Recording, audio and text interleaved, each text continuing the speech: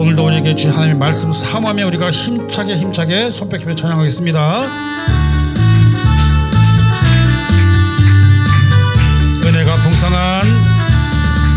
은혜가 풍성한 하나님은 믿는 자 한 사람 어제도 오늘도 언제든지 변찮고 보호해 주신 아멘 주여 성령의 은사들을 오늘도 내리어 주소서. 성령의 뜨거운 불길로서 오늘도 충만케 하소서. 정욕과 죄악에 물든 맘을 성령의 불길로 태우사 정결케 하소서. 태우소서. 깨끗게 하여 주옵. 아멘. 주여 성령의 은사들을 오늘도 내리어 주소서. 성령의 뜨거운 불길로서 오늘도 충만케 하소서. 희생의 제물로 돌아가신 어린 양 우리 주 예수여 구속의 은혜를 내리시사 오늘도 구원해 주소서. 할렐루야. 주여 성령의 은사들을 오늘도 내리어 주소서. 성령의 뜨거운 불길로서 오늘도 충만케 하소서. 주님의 깊으신 은혜만을 세상에 널리 전하리니 하늘의 능력과 권세로서 오늘도 입혀주옵소서. 아멘. 주여 성령의 은사들을 오늘도 내리어 주소서. 성령의 뜨거운 불길로서 오늘도 충만케 하소서. 우리 오른손 높이 들고 크게 아멘 아멘.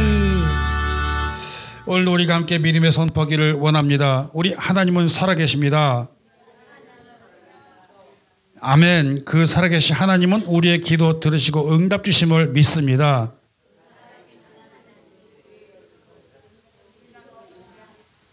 아멘. 여러분 오늘 함께 예배드리시는 모든 예배자님들 이 믿음대로 나아가시기를 간절히 바라고 원하고 축복합니다. 여러분 보세요.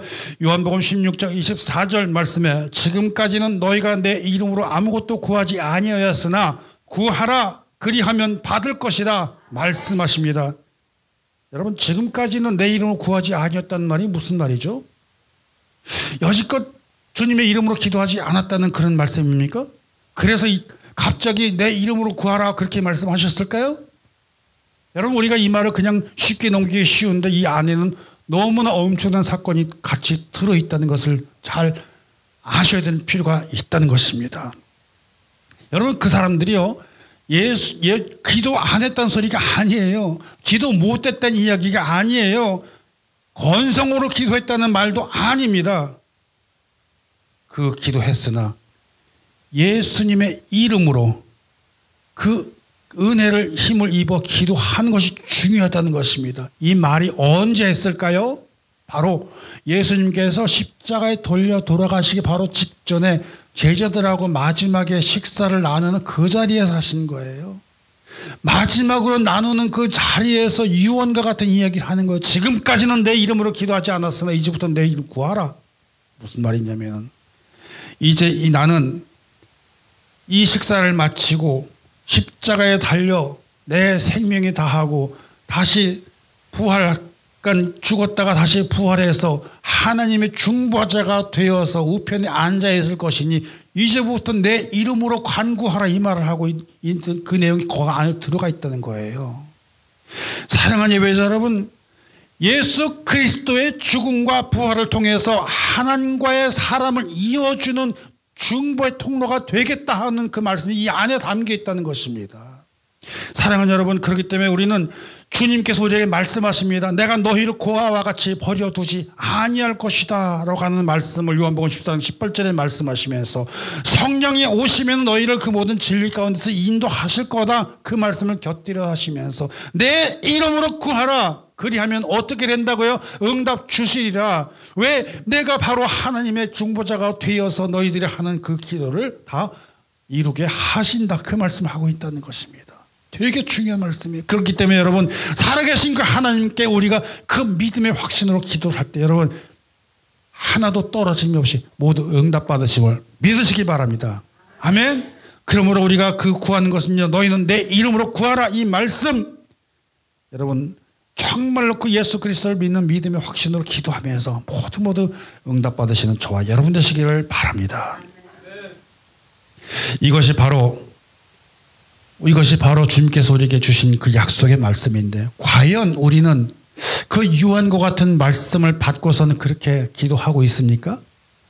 과연 우리는 그렇게 기도할 때마다 주님께서 내가 드리는 기도 정말 내 신음소리 숨소리까지도 들으시면서 우리에게 응답 주시는 사실을 믿고 있습니까? 과연 우리는 그렇게 하고 있을까요? 아니, 어떤 때는 우리는 그 기도를 정말 너무 소홀하게 기도하는 것 같지 않을까, 그런 생각하지 않습니까? 저는 제 생각에는 그런 기도 중에 하나가 아마도 어쩌면 식사기도 아닐까 싶어. 식사할 때 기도. 제가 어저께도 제 아내하고 같이 이야기하면서 잠깐 했는데, 기도하면서 가장 건성으로하는 기도가 아마 혹시 식사기도가 아닐까 몰라, 이런 이야기를 나눈 적이 있어요. 여러분, 우리는 한 끼의 그 식사를 식탁 앞에 대어놓고서는 기도하면서 과연 어떤 기도를 하고 있습니까? 우리 한번 돌아보지 않았습니까?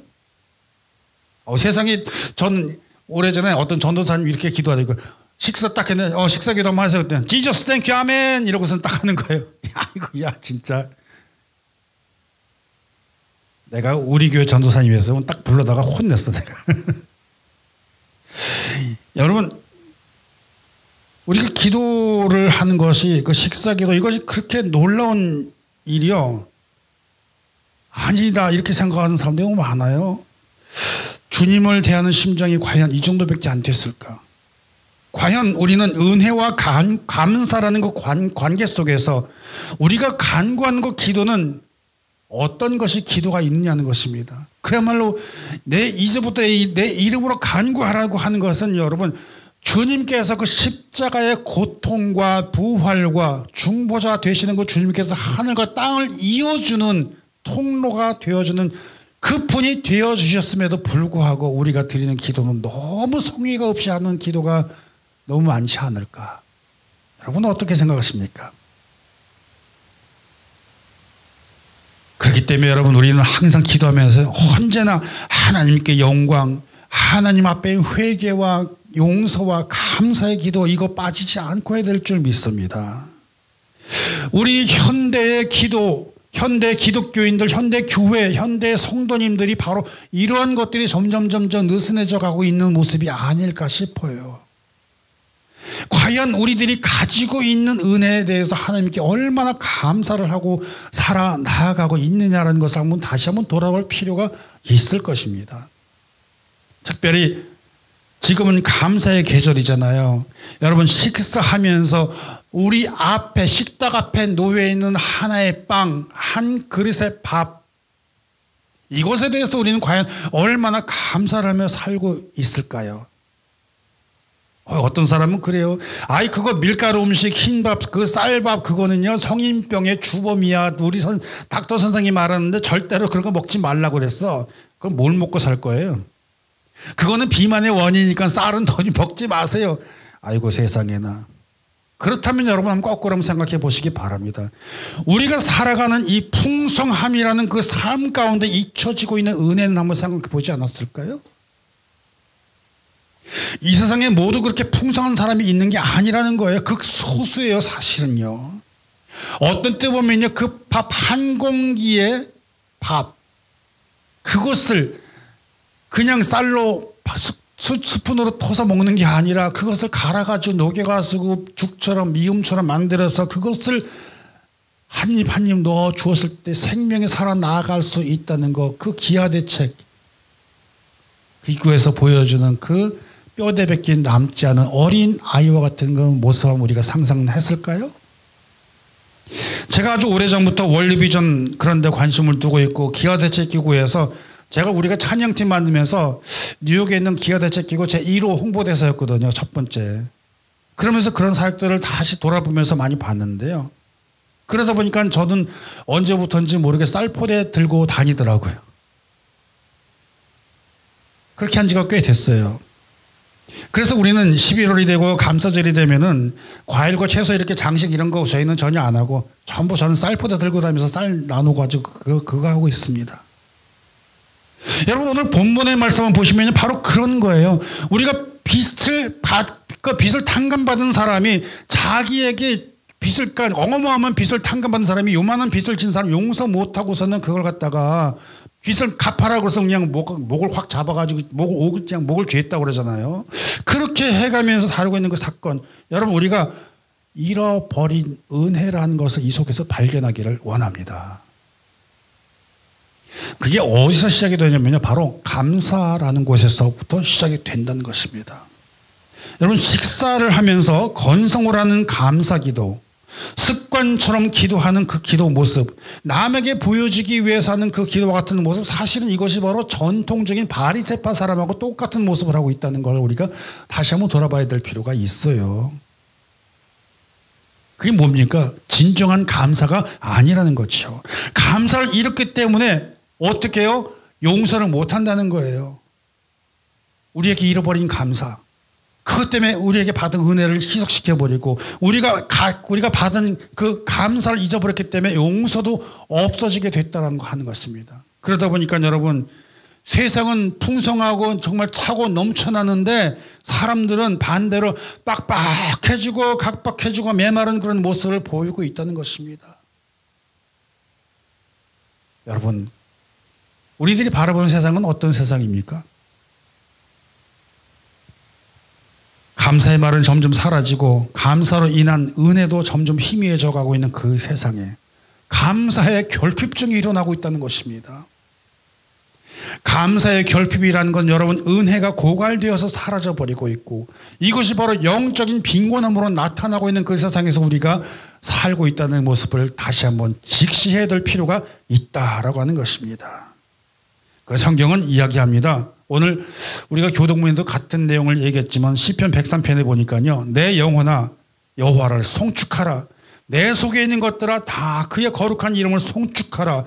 내 영혼아 여호와를 송축하며 그 모든 은혜를 잊지 말지어다라고 선포하고 있다는 것입니다. 아멘이세요? 여러분, 그렇습니다. 감사는요, 여러분, 감정으로 습관으로 하는 것이 아니라 정말 잊혀질 수 없는, 잊을 수 없는 그 믿음, 잊지 않는 믿음으로 하는 것이 바로 감사라는 것을 믿으시기 바랍니다. 그렇기 때문에 오늘 주시는 이 마태복음 18장 21절 말씀, 정말 진정으로 우리에게 주시는 그 은혜를 깨닫게 하기 위해서 주시는 말씀인데, 사랑하는 여러분, 그 잊혀진 은혜의 기억을, 그 잊어버린 은혜의 기억을 다시 한번 깨워내는 저와 여러분, 오늘 그 예배 시간이 되시기를 간절히 원합니다. 여러분, 이 본문이 시작되기 전에 제일 첫 번째 하는 말씀이 뭐냐면 용서의 단계적 법칙을 이야기해 주고 있는데요. 그런데 그 끝에 가서 베드로는 이렇게 이야기합니다. 주여, 형제가 내게 죄를 범하면 몇 번이나 용서하여 주리까? 7번까지 하오리까? 이때 주님이 딱 얘기하십니다. 7번뿐 아니라 70번씩 7번이라도 해라, 이런 얘기를 합니다. 용서해 주라는 것입니다. 더 이상 빡빡하게 살 필요가 없다고 하는 것입니다. 다 용서하라는 것입니다. 그러면 7번에 70번을 하라 그러면 490번만 하면 됩니까? 어떻게 생각하세요? 여러분, 이 성경에서 나타나는 이 숫자는요, 숫자적인 것보다도 그 숫자가 가리키는 의미가 더 많이 있습니다. 우리는 이것을 보고서는 490번이라는 숫자를 이야기하면서 그렇게 많이 용서해라 그러지만 이 수가요. 우리가 생각하는 그 수는 대부분 십진법을 생각하고서 그렇게 얘기하는데, 그것이 바로 히브리적으로 생각하는 숫자가 있고요. 수메르적으로 생각한 숫자가 있단 말입니다. 십진수로 생각하는 숫자도 있고요. 여기서 나오는 것은 우리가 흔히 접근하기를 십진수로 접근을 하는데 히브리식 접근으로 바라보면요 굉장히 의미가 깊어요. 무한대. 그런데 그것이 어디서부터 시작되냐면요 바로 안갚음, 보복 거기서부터 시작이 되는 거예요. 어떻게 보면 이겁니다. 여러분 이 베드로가 용서를 한 것이 그 70번 사이에는요 신구약의 시간을 뛰어넘어서 오늘날에 이르기까지도 은혜의 문을 여는 통찰의 시간이 되시기를 바랍니다. 70번에 7번, 7번을 70번이라도 이야기하고 있는 것은 사실은 이 뿌리가 어디서부터 시작이 되냐면요 그 스토리가요 구약에서부터 시작이 돼요. 구약에서부터. 최초의 살인자가 누구죠? 갑자기 얘기하면 잘 안 나오죠. 최초의 살인을 한 사람이 나와요. 가인이라고 하는 사람이. 네, 가인이 나옵니다. 그 가인은 살인죄를 저질렀기 때문에 정말 하나님으로부터 큰 징벌을 받아야 마땅하지만 그래서 땅에 저주가 임한 건 맞지만 하나님은 그럼에도 불구하고 은혜를 베풀어 주셨어요. 그럼에도 불구하고 가인을 건드리지 마라. 건드리는 자에게는 7배나 벌을 줄 거다. 그렇게 버렸단 말입니다. 거기서 7자가 나오기 시작합니다. 그런데 그 후로부터 5대 후손이 되는 사람이 라멕이라는 사람이 등장합니다. 이 사람도 신기록을 세웁니다. 어떤 신기록이냐. 일부 다처제를 만든 시초가 됩니다. 이 사람은.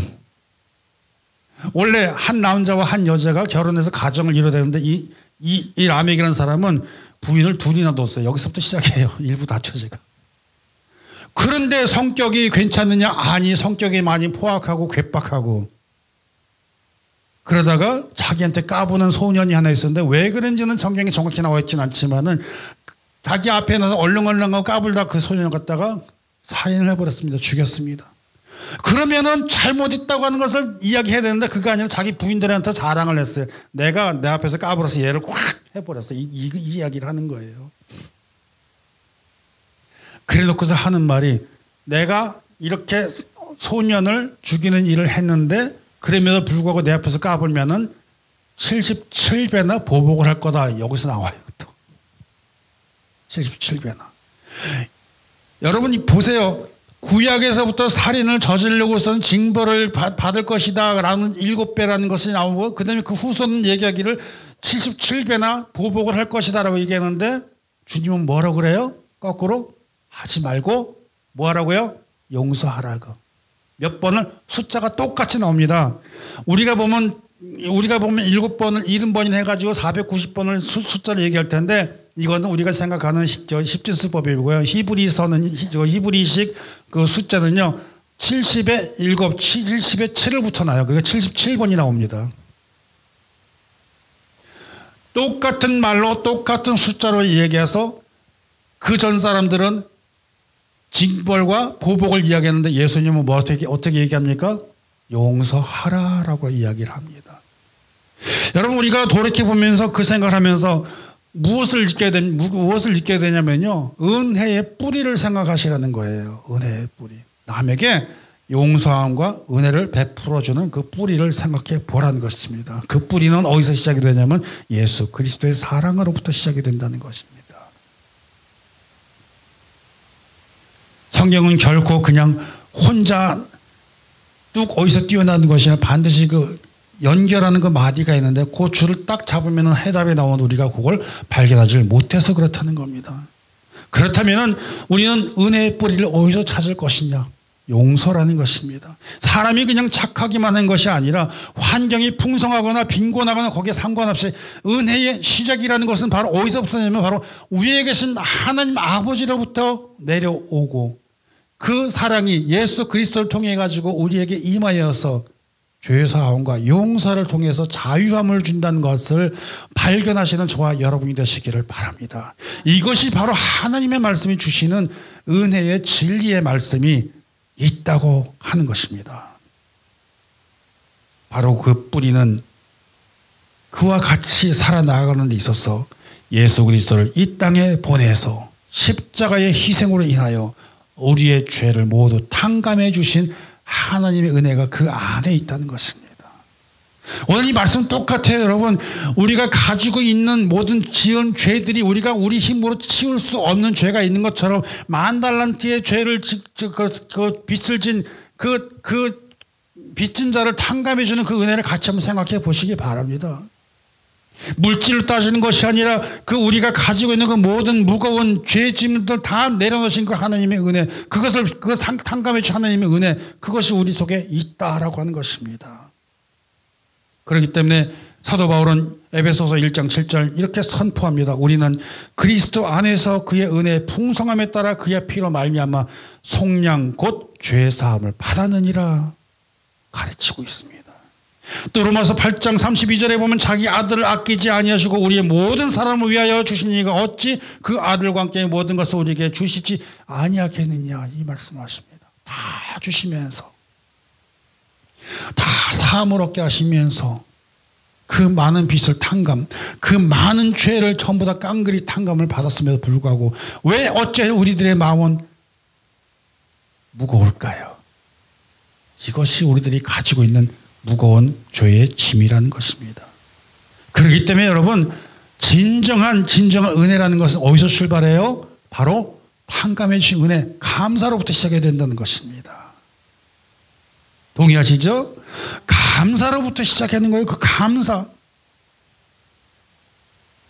우리는 그 예수님으로 인하여서 우리가 가지고 있는 그 모든 무거운 것들을 다 탕감을 받아서 정말 그 무거운 짐 싹 내려놓고 가벼움으로 살아나갈 수 있는 은혜를 주셨다. 하나님 감사합니다. 내가 그걸 인해 가지고 진정으로 내 영혼의 진정으로 자유함을 얻고 살 수 있게 되었습니다. 그런데 우리들의 마음은 어때요? 내가 탕감을 받았는데, 이런 계산이에요. 내가 탕감을 받았는데 내가 그 많은 빚을 진 이유는 바로 너희들 때문이야. 이런 계산이란 말이에요. 내가 빚을 많이 지게 된 거는 너희네들이 나한테 빚을 조금씩 해서 많이 진 것이는데 그것을 안 갚아서 내가 많은 빚을 졌다. 이런 계산을 한단 말입니다. 아니잖아요.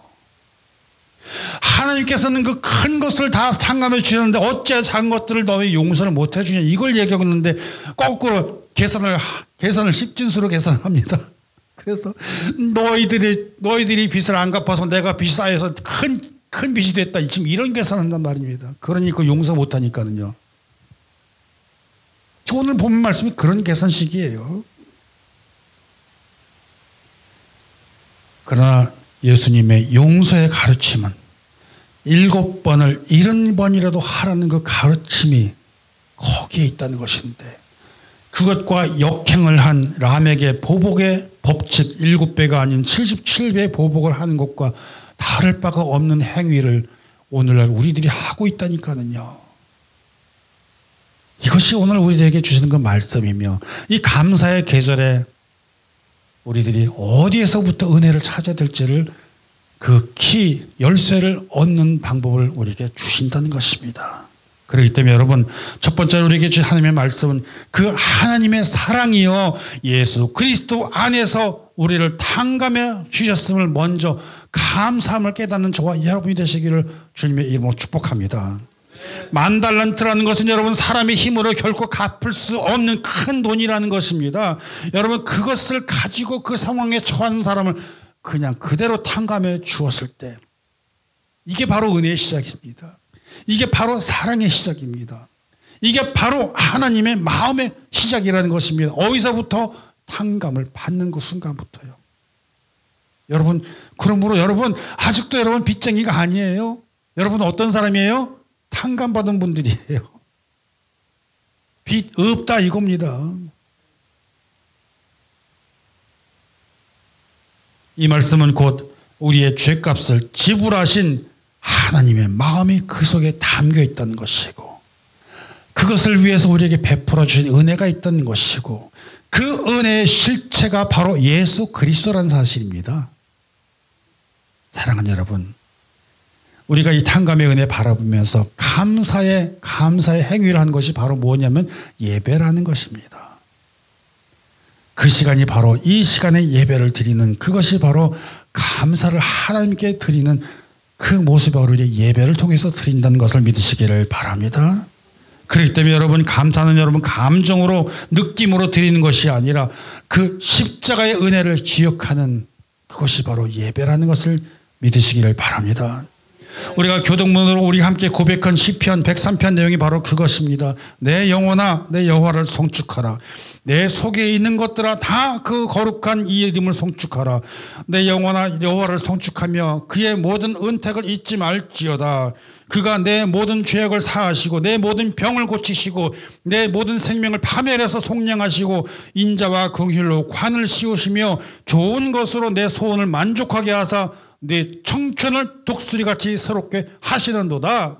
그 말씀을 주신다는 거예요, 여러분. 그렇습니다. 바로 무엇을 말하고 있어요? 하나님의 은혜를 잊지 말라는 것입니다. 빚을 다 탕감받았어요. 그 은혜를 잊지 마시기 바랍니다.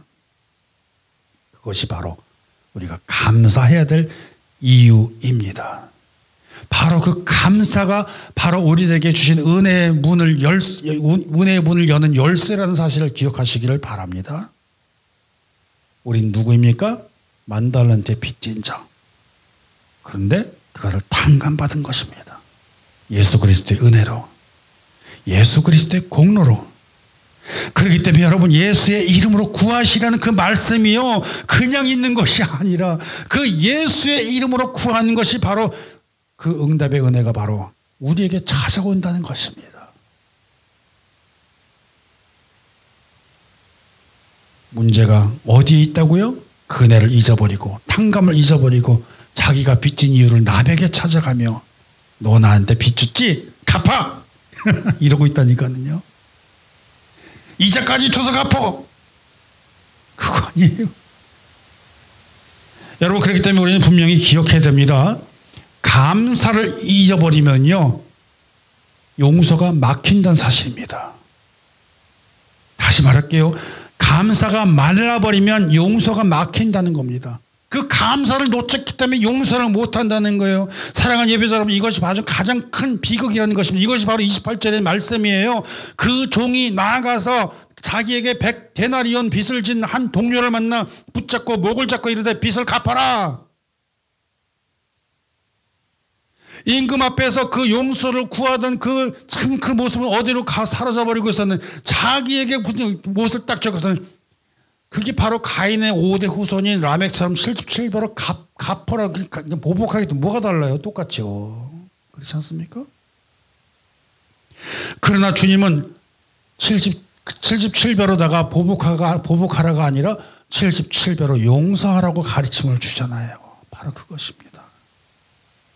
오늘날 현실, 만달란트의 탕감을 받은 사람이 그리스도의 은혜를 십자가의 사랑으로 새 생명을 얻은 사람들이 세상에 나아가서 지금 어떤 일을 하고 있나요?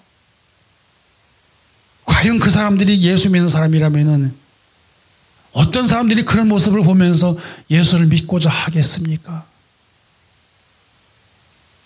이게 다 어디서 나오는 거냐면 감사가 멈추니까는 용서가 말라버리는 것입니다. 감사가 말라버리니까 용서를 도저히 해줄 수 없는 모습으로 돌변한다는 것입니다. 그렇기 때문에 여러분, 우리 속에서 진정으로 감사가 솟아날 때 이웃을 향한 마음, 하나님을 향한 그 마음이 다 달라지게 될 것입니다. 은혜를 되찾게 될 것입니다. 그러므로 여러분, 감사로 회복하는 저와 여러분이 되시기를 바랍니다. 감사로 회복하는 저와 여러분이 되시기를 바랍니다. 주님이 말씀하십니다. 너희가 사람의 잘못을 용서하면 너희 하늘 아버지께서도 너희를 용서하시려니와 너희가 사람의 잘못을 용서하지 아니하면 너희 아버지께서도 너희의 잘못을 용서하지 아니하시리라. 말이 똑같습니다. 땅에서 매인 것이 하늘에서 매이고 땅에서 풀리면 하늘에서 풀린다. 이 같은 원리예요, 여러분. 사랑하는 예배자 여러분, 연말이 가면 갈수록 우리들이 점점 사람들이 좀 풀어지고 해이해지고 풍성해지고 흥청망청한 그런 시절로 사는 것이 아니라 우리 속에서 나온 것이 뭐예요? 더욱더 감사를 이끌어내고 은혜를 되찾아가며 하나님의 주신 그 은혜를 누리며 사는 저와 여러분이 되셔야 되지 않겠습니까? 그것이 바로 우리에게 주신 말씀이 여기 같이 있다는 것입니다. 은혜를 잊어보세요. 뭐가 생기냐? 불평이 생깁니다. 은혜를 잊어버린 사람은 남의 탓을 해버리고 감사의 문을 닫아버리니까 은혜도 사라져버린다는 거예요. 상황적 낙관이 아니라 은혜에 대한 기억의 상실이라는 것입니다. 이것이 바로 감사를 잃어버리는 순간 용서가 막히게 되고, 용서가 막히게 되는 순간 은혜가 막힌다는 사실을 기억하셔야 된다는 것입니다. 은혜가 막히면 관계가 끊어져 버리게 되고, 인간이 삶이 외형적으로는 풍성하게 보일지는 모르지만 가장 극심한 영적인 빈곤으로 처해지게 된다는 것을 우리는 분명히 깨달아야 될 줄 믿습니다. 오늘 그렇기 때문에 하나님은 말씀하십니다. 감사함으로 은혜의 문을 활짝 여시는 저와 여러분 되시기를 주님의 이름으로 축복합니다. 은혜의 문을 활짝 여셔서 그 크신 은혜 다 받아 누리시기를 주님의 이름으로 축원합니다. 축원합니다. 오늘 주님의 말씀 핵심이 바로 그것입니다. 하나님의 긍휼함으로 우리를 불쌍히 여기시고 모든 것을 탕감해 주었으니 너희도 이와 같이 하라. 이것이 바로 우리에게 주시는 메시지라는 것입니다. 감사함은 삶을 바꾸어 줄 것이고, 은혜를 기억하는 사람은 감사함이 넘치는 사람이 되는 것이며, 여러분 감사함을 가진 사람은 은혜의 문이 열린다는 사실을 기억하는 저와 여러분이 되시길 바랍니다. 그렇기 때문에 본문 35절 끝에 말씀하십니다. 너희가 각각 마음으로부터 형제를 용서하지 아니하시면 하늘 아버지께서도 너희에게 이와 같이 하시리라. 이것을 반대로 말해볼까요? 반대로 너희가 각각 마음으로부터 형제를 용서하면 나의 하늘 아버지께서도 너희도 이와 같이 할 것이다. 이거예요. 용서하지 아니하시면 그대로 할 것이고, 용서해도 그렇게 할 것이다. 그럼 어느 쪽으로 가시겠어요? 용서하는 쪽으로 가야지요. 감사는 여러분 인생을 바꿔주는 능력이 있습니다. 감사하는 자는 가정이 살아납니다. 감사하는 교회는 교회가 살아납니다. 감사하는 세상은 그 세상을 변화시켜 나갑니다. 감사하는 사람은 바로 세상에 빛이 되고 소금이 된 역할을 할 수 있다고 하는 것입니다. 그러나 엉망진창으로 사는 사람은 언제나 감사함이 잊어버린 사람이에요. 남의 핑계 많이 대고 자기 자신 돌아볼 줄 모르고, 풍성함 가운데서도 더 차지하려는 그런 욕심 가운데서 불평이 나오기 시작하고, 시기가 생기고 질투가 생기고 서로 간의 비난이 늘어났다는 것입니다. 부자이면 뭐래? 그렇죠?